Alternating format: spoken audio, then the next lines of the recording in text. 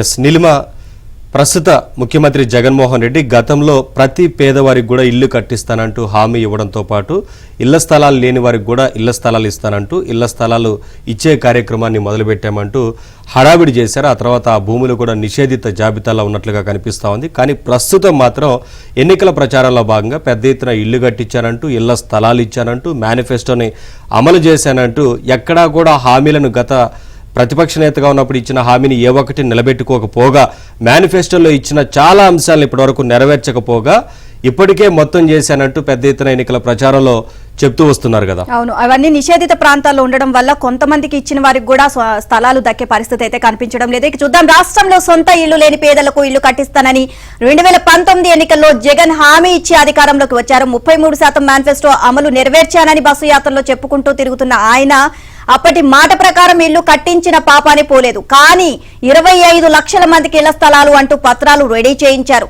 కొంతమందికి ఇచ్చారు, మరికొంతమందికి పత్రాలు ఇవ్వలేదు. కానీ పత్రాలు అందినా అందకపోయినా ఆ భూమి అయితే లబ్ధిదారులకు దక్కే పరిస్థితి అయితే లేదు. ఎందుకు అంటే ఆ భూములన్నీ నిషేధిత జాబితాలో ఉన్నాయి. పైగా నిషేధిత జాబితాలోని ఆ భూములపై ప్రభుత్వమే వన్ టైం సెటిల్మెంట్ కింద డబ్బులు కట్టిన పేదల కోసం 7 లక్షల పత్రాలు సృష్టించి సొమ్ము చేసుకుంది.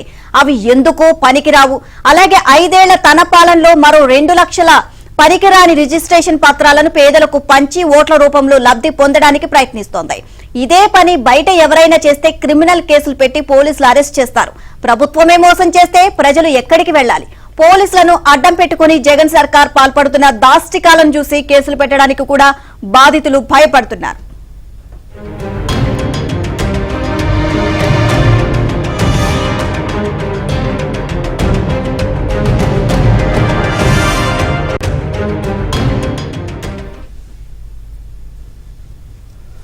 ఓటీఎస్ కింద ఫీజులు కట్టిన పేదలను ఇళ్లకు ఆశపడి ఓట్లేసిన పేదలను జగన్ ఒకేలా మోసం చేశారు. పేదలందరికీ ఇళ్ల స్థలాలంటూ ఆర్భాటం చేసిన ప్రభుత్వం తానే రిజిస్ట్రేషన్లు చేయిస్తానని నమ్మించింది.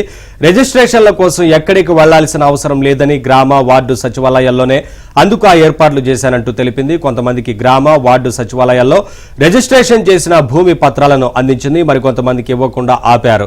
ఈ పత్రాల్లో నాన్ జ్యుడిషియల్ స్టాంపుతో పాటు జగన్ ఫోటో, నవరత్నాల బొమ్మలు, ఇతర డిజైన్లు ఉన్నాయి.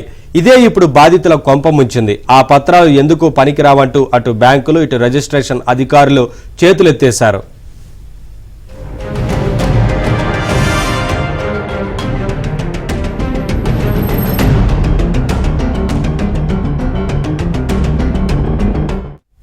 గత ప్రభుత్వాలు పేదలకు ఇచ్చిన ఇళ్లకు డాక్యుమెంట్లు ఇస్తామంటూ జగన్ ప్రభుత్వం వన్ టైం సెటిల్మెంట్ విధానం తెచ్చింది. ఈ విధానం కింద గ్రామాల్లో ఒక్కో ఇంటికి 10,000, మున్సిపాలిటీలో ఒక్కో ఇంటికి 15,000 వసూలు చేశారు.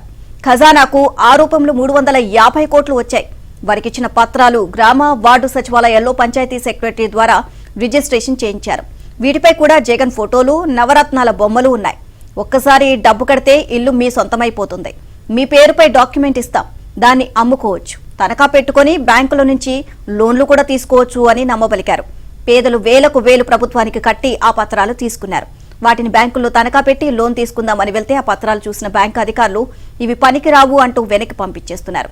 నాన్ జ్యుడిషియల్ స్టాంప్ పేపర్లపై ఎవరి ఫోటోలు గాని, బొమ్మలు గాని, డిజైన్లు గాని, స్టాంపులు గాని ఉండకూడదు అని, ఉంటే ఆ పత్రాలు చెల్లవు అని స్పష్టం చేస్తున్నారు. పైగా పంచాయతీ సెక్రటరీ అంటే గ్రూప్ అధికారి.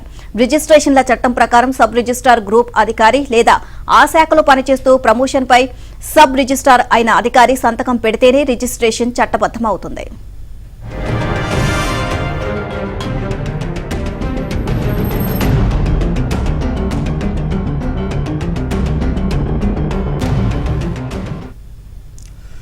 గ్రామ వార్డు సచివాలయాల్లో రిజిస్ట్రేషన్ చేసిన పత్రాల ఆధారంగా తిరిగి రిజిస్ట్రేషన్ చేద్దామని ప్రయత్నించగా అవన్నీ నిషేధిత భూముల జాబితాలో ఉన్నట్లుగా కనిపిస్తోంది. నిషేధిత భూముల జాబితా అంటే ప్రభుత్వ భూములు. ఈ ప్రభుత్వ భూములను ఎవరికీ రిజిస్ట్రేషన్ చేయలేరు. చేయాలంటే వాటిని ఆ జాబితా నుంచి తొలగించాలి. కానీ ప్రభుత్వం పేదలకు ఇచ్చిన ఈ ఇళ్లను ఇప్పటికీ తన ఆస్తిగానే పరిగణిస్తూ నిషేధిత జాబితాలోనే ఉంచింది. అలాగే పేదలందరికీ ఇళ్లు పేరుతో 25 లక్షల మందికి ఇచ్చిన పత్రాలది కూడా ఇదే దుస్థితి. ఇవన్నీ నిషేధిత జాబితాలోనే ఉన్నాయి. అవి వైసీపీ నాయకులవే. తక్కువ విలువ గల భూములను ప్రభుత్వానికి ఎక్కువ ధరకు అమ్మేసిన సంగతి తెలిసిందే. ఇటీవల ఇలా ప్రభుత్వానికి భూములు అమ్మిన వైసీపీ నాయకులకు రాజీవ్ స్వగృహ ద్వారా బ్యాంకు నుంచి అప్పులు తెచ్చి మరీ బిల్లులు చెల్లించారు. కానీ పేదలకు మాత్రం పైసా మేలు జరగలేదు. ఇదే అంశానికి సంబంధించి మరిన్ని అప్డేట్స్ మా కరెస్పాండెంట్ సత్యాన్ని అడిగి తెలుసుకుందాం. సత్య, పేదలకు కొంతమందికి భూములు ఇచ్చారు, బట్ కానీ అవి నిషేధిత భూములు అని చెప్పేసి స్పష్టమవుతుంది. ఓవరాల్ గా అప్డేట్స్ ఏంటి? సాధారణంగా ఎవరైనా తప్పు చేస్తే ప్రభుత్వానికి వెళ్ళి మొరపెట్టుకుంటారు, మోసం చేసినా ప్రభుత్వానికి వెళ్ళి చెప్పుకుంటారు. అలాంటిది నిరుపేదలైనటువంటి గృహస్థులను ప్రభుత్వమే మోసం చేసింది. దీంతో వారంతా కూడా ఎవరికి చెప్పుకోవాలి, ఏం చెప్పుకోవాలో అర్థం కాని పరిస్థితి అయితే మాత్రం నెలకొన్నట్టు స్పష్టమవుతోంది. ముఖ్యంగా ఓటీఎస్ పథకం, వన్ టైం సెటిల్మెంట్ పేరుతో గతం ప్రభుత్వాలు, అంటే గతంలో ఆంధ్రప్రదేశ్ ఏర్పడిన తర్వాత పేదలకు ఇళ్లు ఇచ్చినటువంటి ప్రభుత్వాలు ఏవైతే ఉన్నాయో ఆ ప్రభుత్వాలు చెల్లించాల్సిన అప్పు, వాళ్ళు చెల్లించాల్సిన అప్పు పెండింగ్ లో ఉంది.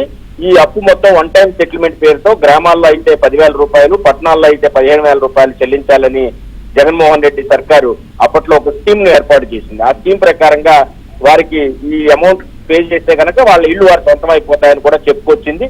దీంతో ఆ రకంగా 350 కోట్లు ఖజానాకు వారంతా కలిసి జమ చేసిన పరిస్థితి అయితే వాటిని జగన్ ప్రభుత్వం తమ పథకాలకు వాడేసుకుంది. మరోవైపు వారందరికీ కూడా ఇచ్చిన పత్రాలు జగన్మోహన్ రెడ్డి చిత్రపటంతో ఇచ్చిన పత్రాలు అవడంతో అవి జ్యుడిషియల్ ఏదైతే పత్రాలు, ఆ పత్రాలు ఏవైతే ఉన్నాయో అవి ఎవరి ఫోటోలు లేకుండా ఉండాలి, ఎట్టి పరిస్థితుల్లో దానిపైన ఎటువంటి ముద్రణ ఉండడానికి వీల్లేదు అని చట్టం చెబుతున్నప్పుడు కూడా ఆ పని చేయని పరిస్థితి అయితే ఉంది. దీంతో వారంతా కూడా ఇప్పుడు లబోదిబోమంటున్నారు. బ్యాంకులకు వెళ్తే ఆ పత్రాలపై రుణాలు ఇవ్వరని పాలకొల్లో స్వయంగా అక్కడ పాలకొల్లు ఎమ్మెల్యే కూడా వెళ్ళి చేసి చెప్పిన పరిస్థితి. పేదలందరూ కూడా ఈ పత్రాలు మాకు ఎందుకు ఇచ్చారని ప్రశ్నిస్తున్న పరిస్థితి. మరోవైపు ఇళ్ల పట్టాల కోసం భూములు వైసీపీ నేతల వద్ద కొనుగోలు చేసి అతి తక్కువ ధరకు ఎక్కువ ధరకు వారి దగ్గర కొనుగోలు చేసి ఎక్కువ ధర చెల్లించారు. అది కూడా రాజీవ్ స్వగృహ నుంచి అప్పు తెచ్చి మరి చెల్లించిన పరిస్థితి అయితే ఉంది. దీనివల్ల వైసీపీ నాయకులు బాగుపడ్డారు తప్ప పేదలు ఎవరు కూడా బాగుపడిన పరిస్థితి అయితే రాష్ట్రంలో